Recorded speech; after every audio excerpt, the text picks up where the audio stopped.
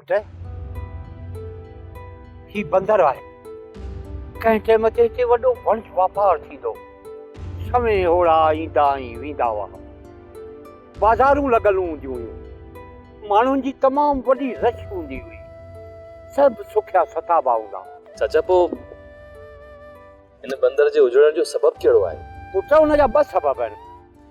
हिकु त धारियुनि पाणीअ रस्ते हिते अची हमला कया पंहिंजी धरती ऐं दरिया बचाइण जे चकर में पंहिंजनि माण्हुनि उन्हनि सां जंग कई जंहिंजे नतीजे में हज़ारे माण्हू मारिजी विया ऐं उनजे ख़ौफ़ सबबु ही बंदर उजड़ी ऐं वीरान थी वियो ऐं पोइ आहिस्ता आहिस्ता ख़ौफ़ में ही बंदर उजड़णु शुरू थी वियो। चाचा तारीख़ जे किताबनि मां ख़बर पए थी त धारियुनि माण्हुनि असांजे हिननि बटन ते वॾी रतोछाण कई।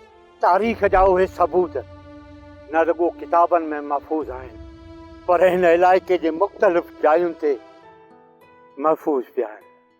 कंहिं महिल उहे सभु मंज़र आऊं अव्हां खे ॾेखारींदुसि जिते इंसानी खोपड़ियूं ज़मीन खां मथे ॿाहिरि पियलूं आहिनि ऐं जेके उहे डिघियूं ऐं वॾियूं क़बरूं जिते हज़ारे माण्हू हिकु ई वक़्तु दफ़नाया हुया।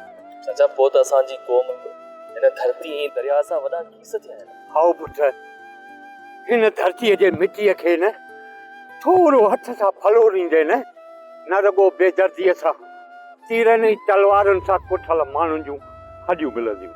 मूं इहे सभु शयूं किताबनि में पढ़ियूं आहिनि पर अॼु जॾहिं इहो सॼो मंज़र आऊं पंहिंजी अखियुनि सां ॾिसां पियो त ईअं पियो लॻे ॼण दरिया खे तीरनि ऐं तलवारुनि सां वठी पियो हिकु ॿियो काफ़िलो असां ॾांहुं वधी रहियो आहे।